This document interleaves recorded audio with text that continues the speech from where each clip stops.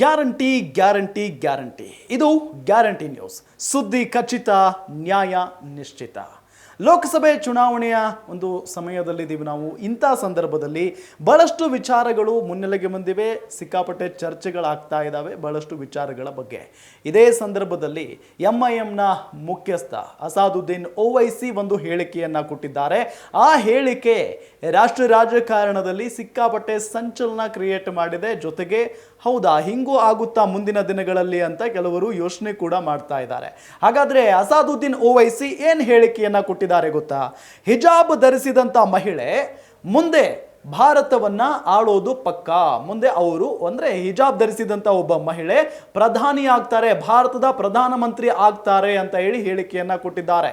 ಆ ಹೇಳಿಕೆಗೆ ಈಗ ಬಹಳಷ್ಟು ಜನ ಪ್ರತಿಕ್ರಿಯೆ ಕೊಡೋದಕ್ಕೆ ಆರಂಭ ಮಾಡಿದ್ದಾರೆ. ಹಾಗಾದ್ರೆ ಮೊದಲಿಗೆ ಅವರು ಏನೆಲ್ಲ ವಿವರಣೆಯನ್ನ ಕೊಟ್ಟಿದ್ದಾರೆ ಅಥವಾ ಈ ವಿಚಾರಕ್ಕೆ ಸಂಬಂಧಪಟ್ಟಂತೆ ಅಸಾದುದ್ದೀನ್ ಓವೈಸಿ ಏನೆಲ್ಲ ಹೇಳಿಕೆಗಳನ್ನ ಕೊಟ್ಟಿದ್ದಾರೆ ಗಮನಿಸ್ತಾ ಹೋಗೋಣ.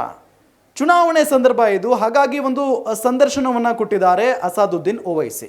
ಈ ಸಂದರ್ಭದಲ್ಲಿ ಮಾತನಾಡಿರುವಂಥ ವಿಚಾರ ಇದು. ಭಾರತ ಯಾವಾಗ ಮೊದಲ ಮುಸ್ಲಿಂ ಪ್ರಧಾನಿಯನ್ನ ಕಾಣಬಹುದು ಅಂತ ಅವರಿಗೆ ಪ್ರಶ್ನೆ ಮಾಡಲಾಗುತ್ತೆ. ಅದಕ್ಕೆ ಓವೈಸಿ ಅವರು ಉತ್ತರ ಕೊಡ್ತಾರೆ. ದೇವರ ದಯೆಯಿಂದ ಭಾರತದಲ್ಲಿ ಮೊದಲ ಮುಸ್ಲಿಂ ಪ್ರಧಾನಮಂತ್ರಿಯಾಗಿ ಹಿಜಾಬ್ ಧರಿಸಿದಂಥ ಮಹಿಳೆಯೇ ಪೀಠವನ್ನ ಏರುತ್ತಾಳೆ.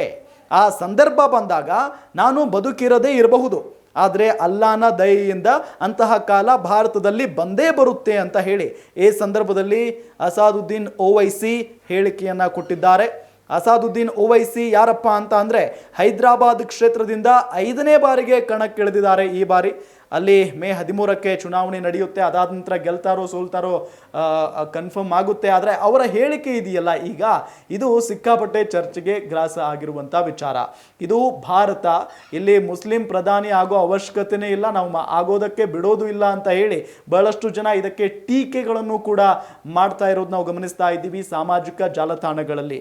ಈಗ BJP ಕೇಂದ್ರದಲ್ಲಿದೆ, ಮತ್ತೊಮ್ಮೆ BJPಯೇ ಬರುತ್ತೆ, ಪ್ರಧಾನಮಂತ್ರಿಯಾಗಿ ನರೇಂದ್ರ ಮೋದಿ ಅವರೇ ಆಯ್ಕೆಯಾಗ್ತಾರೆ.